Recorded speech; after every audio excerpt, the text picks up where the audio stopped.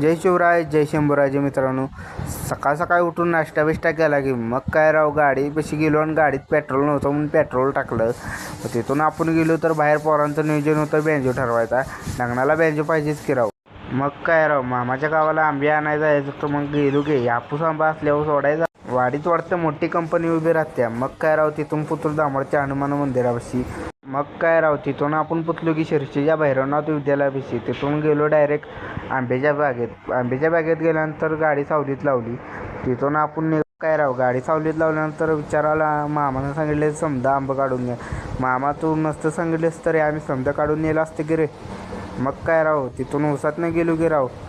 उसापासून गेलो तर आंब्याचं झाड आलं की बघा आंबा कसा बघा लागलाय बघा.